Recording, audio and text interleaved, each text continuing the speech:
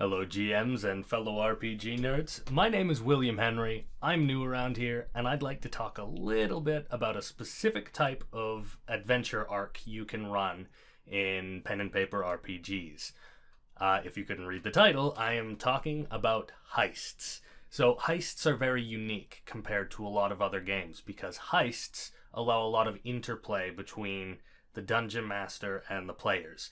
The Dungeon Master essentially builds the setting, gives the players a goal. Hey, go get that, and basically just does all the prep work, and then says go. And then from then on, it's the player's game. The players get to decide everything they're going to do. They decide how they want to do it, and they, in a sense, get to tailor their own game to their own liking. And it ends up being a very fulfilling experience for everyone involved and a very unique gameplay style that I think everyone should give it a try at least once. So a couple years ago, I was trying to run my heist game that I ran, and I tried to get it for Dark Heresy 2nd Edition. The players were sent to go get the secret plans from a potential rebel. So I kind of scoured the web trying to find anything I could about heists on the internet, but there actually was not much. I found a few good forum threads, and they helped me quite a bit, but even those were not super in-depth, and I'm sure you could find them if you just do a cursory Google search. It was quite simple. However, since it's been a little while and I haven't seen anything new on the topic, I would like to share my experiences with running heists because my game actually went extraordinarily well. In fact, I think it was probably the greatest game I have ever ran. So, before we start, I do want to make this clear. Even though I ran this originally with Dark Heresy 2nd Edition, you don't have to worry too much because this is going to be a systemless guide. That is to say, we are discussing how to plot out and plan for heists for your players. We are not talking about the mechanical crunch. You can run this on any system. You can run this on Shadowrun, Pathfinder, Dungeons and Dragons, whatever you want. This is just how to plot things out. Another thing before we start, I am going to be using examples from my old game, in part because it turned out really well and I kind of want to share. But also so that we have specific practical examples of all these things I'm talking about and why I did them, how they worked out, and what I would change. So if this video series will be kind of one part game diary really, and then one part guide. Actually, probably more 2 parts guide. This is more of a guide, but a little bit of campaign journal in there as well. So, without further ado, let's get started. So this is part 1 where we're trying to do all the stuff you need to think of before you even put pen to paper. So this is where we decide, is this a game you can run? Is this a game that your players will enjoy? So let's start with those 2 topics. Is it a game you can run?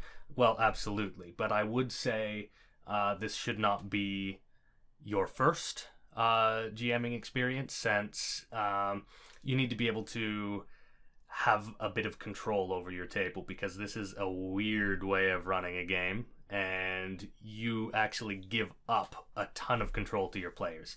So you need to have at least a couple games under your belt, and I would say if this is your first campaign, you can still run it. In the middle of your campaign, you can run it maybe game 7, game 8, just so that you've got a little bit of experience under your belt. You know what you're doing, you know how to run a table, you know how to keep everyone organized.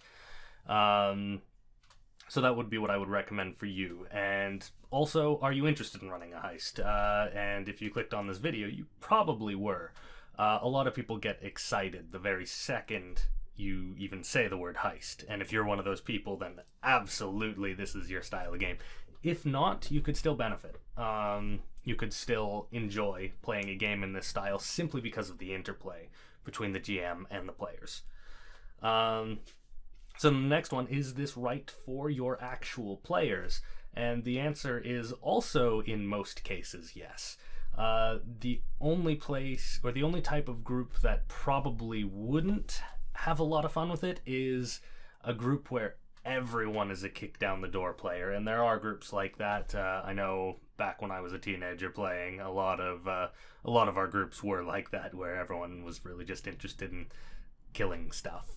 So if you've got that kind of group, this might not be for you guys, because this is going to be a lot more role playing than before. This is going to be a lot of investigation. There's going to be a lot of planning. And there will absolutely be action segments, and there will be action kind of as much as the players want. But it's not going to be a purely action game. It will have, in many ways, as much action as a heist movie would. There will be a lot of planning, usually through cool action music to kind of spice things up. And then there's a whole ton of action. So, I mean, be prepared for that. And if you've got only a few kick down the door action players, then you can still get away with this. So long as you have a couple people who are willing to step up and do the investigation and do the role play and all that kind of stuff, that's usually enough. The kick down the door players are usually kind of sustained through this process by they're kind of sustained by the knowledge that the action is coming. Because when you say heist, everyone kind of knows what to expect. They know that they got a plan, and then there's going to be a bunch of payoff. So long as there's someone to do the planning, kick down the door players are usually pretty okay with it. So then the next question is, at what point do you run this? When do you run it during a campaign? Can you run it as a standalone? What levels should your players be? All that kind of stuff. We're going to deal with that right now. First question is going to be, when do you run it in the campaign? Usually after the players have had some time to get to know each other, after they're used to working as a team. But maybe just before they've really pulled together, because a heist is a great opportunity for a lot of that interpersonal conflict to work itself out, as all the mistrust is going on between the players. All the people who are cooperating well cooperate even more well. It will either lead to some great interpersonal drama, or it will lead to a cohesive party. So it's a win-win. So I would say don't start off a campaign with a heist. Maybe you could end a campaign with a heist too, actually. That would be okay. But can you run it as a standalone adventure arc? Now be aware that this is, when I say a standalone adventure arc, I do not mean a one-shot, because you're not going to run a very satisfying heist if it's one session, honestly. I would seriously recommend doing one session. Just plan one session is going to be the player's planning. One session is going to be the heist, and a third session is going to be the aftermath. So it's not going to be a very good one-shot. But if you've got some people who maybe they don't want to play a whole campaign, but they want to play a couple sessions, a heist could be pretty good for them. But you are going to lose some of that interpersonal drama with a bunch of fresh characters who don't really know each other yet. And there are some sort of artificial ways that you can build that in. You can say, tell the players ahead of time, listen, one of you is a traitor, and you don't know who. And that kind of builds some mistrust. You can do that sort of stuff. Hell, you could actually probably run a great game where you tell everyone that, except everyone is a traitor in a different way. Maybe some person's working for the law enforcement, and their goal is to make sure that everyone gets caught red-handed. Maybe there's another person who's a thief and is trying to steal the gem for themselves, and so on and so forth. So you could play very interesting games like that. Just be aware, it's not going to be a one shot, and you are going to have to work a little bit to put in that interpersonal connection between your players. If you've got a bunch of players who have never played before, this might not be the best game for them, honestly, because they're going to be kind of fresh to role playing, and they're not going to necessarily know how to pick up on those notes. It's not like they need to be veterans by any means, but this should probably not be the first session they ever pick up. Okay, so then the next question is, what level should your players be? And I would say, as I said before, session 7 or 8 should put them in a pretty good spot. But the rule of thumb is you don't want too low level and you don't want too high level. If you've got players who are far too low level, then if you've got players who are far too low of a level, they're not going to have enough tools to make interesting decisions. If they're just level 1 fighter with a spear, they don't have all that much they can do in a heist. It could be interesting. The players would have to get very creative, but they're not going to have enough tools to have as much fun with it as they could if you waited till it was a level 5 fighter or a level 5 rogue or wizard or whatever. They'll have mechanical tools, spells, all that stuff. No matter what system it is, they will have enough tools usually by kind of the early mid-game. I'm going to be speaking mostly in D&D because most people kind of know that system if they're involved in tabletop. Probably around like level 5 to level 12 would be ideal.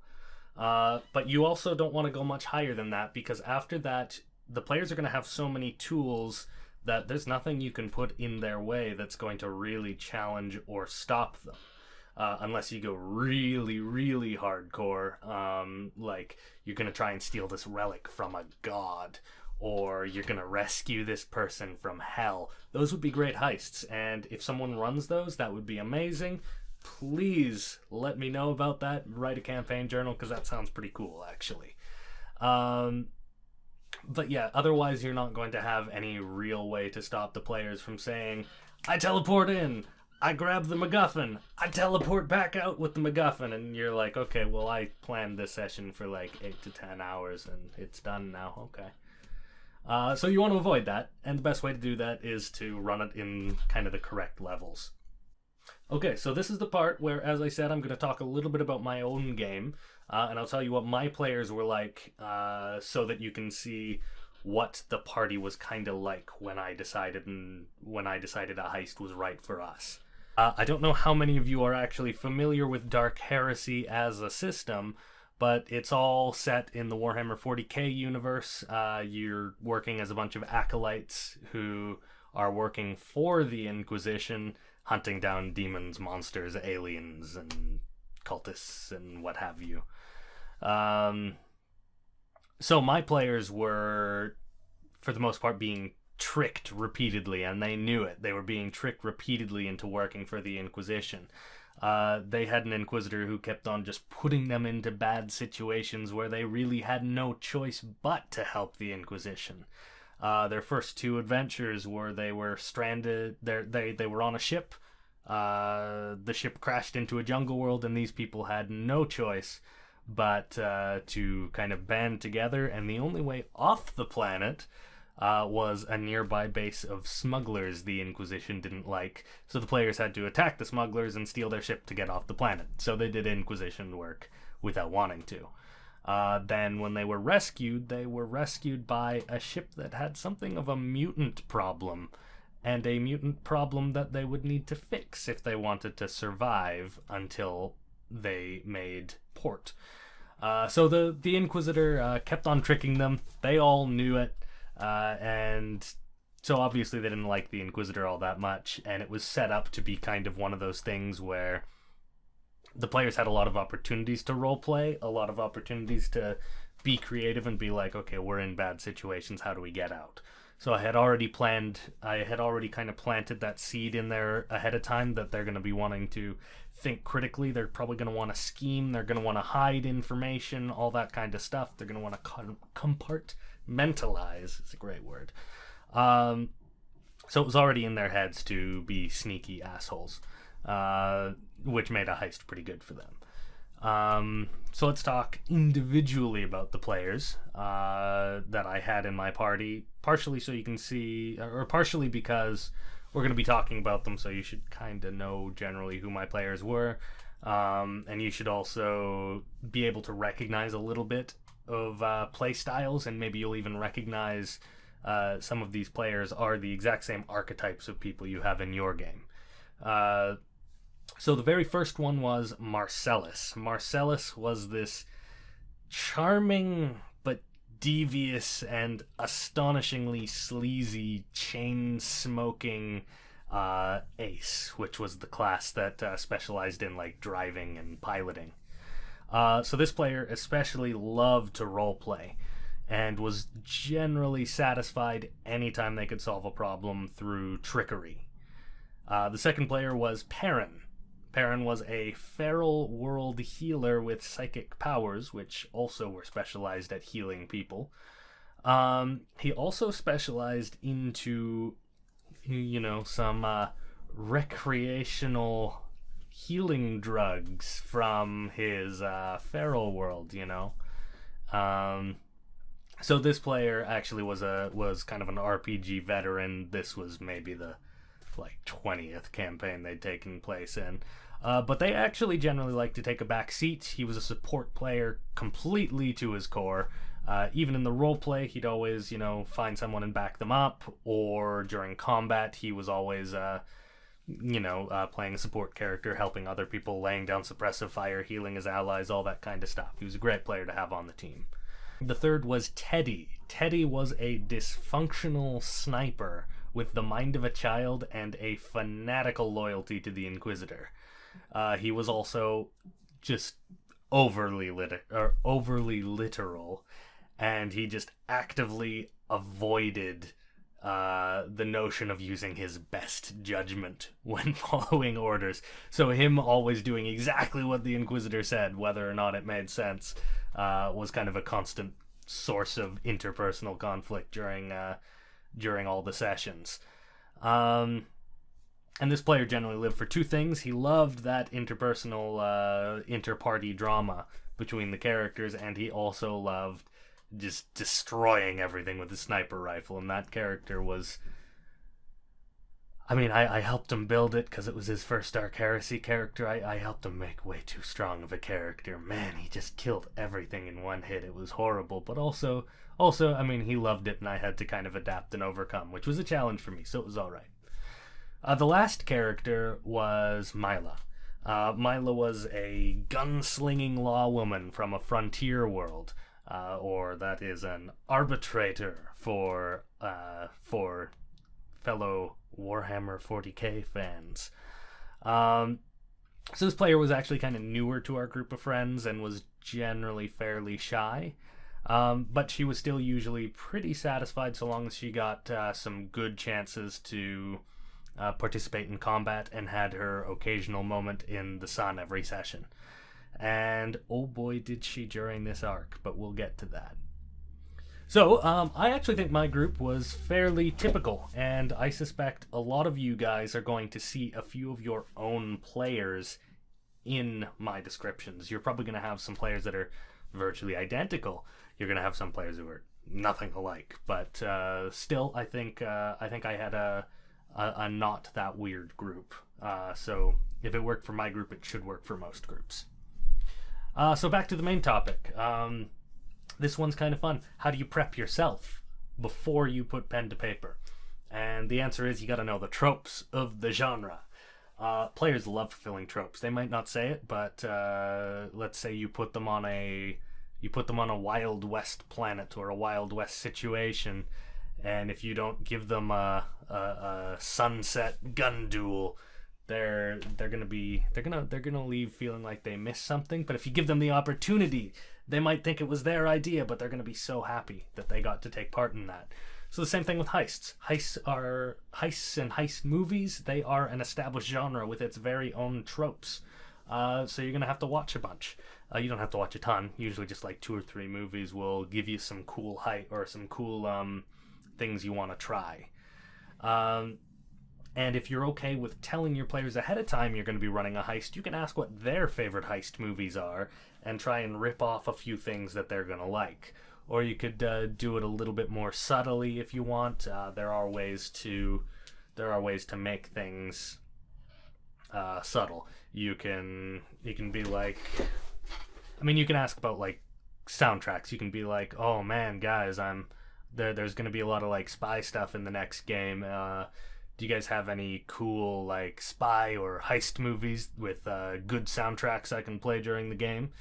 And then people will be like, oh yeah, well, I mean, I like this soundtrack from Reservoir Dogs. And then you take a note, you're like, all right, that guy likes Reservoir Dogs, let's watch that movie. Let's find a couple cool scenes, let's give him the opportunity to play to those scenes, and your player's really going to thank you. Also, it gives you some inspiration, and it tells you what you're going to focus in on when you're designing your game. For me, my game was mostly inspired by Reservoir Dogs, as I just said. I would be that player who liked Reservoir Dogs. And also a specific story arc in the TV show X Company, which is a great show, and you should all watch it.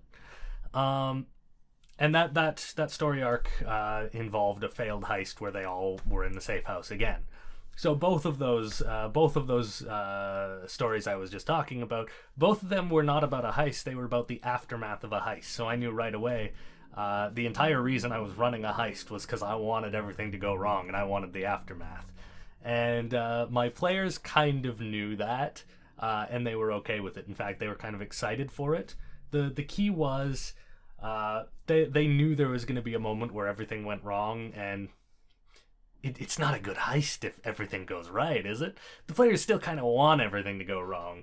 They just want it to go wrong in a way that still lets them succeed. So for my players, it was, I mean, we'll talk more about this later, but for my players, it was like they got the thing, then the entire estate flooded with guards and they had to escape, and then they thought there might be a traitor and all that kind of stuff. So there was a ton of aftermath that I got to incorporate because that was what I wanted. So we're going to talk more about that in the aftermath video, which should be part 4, I think.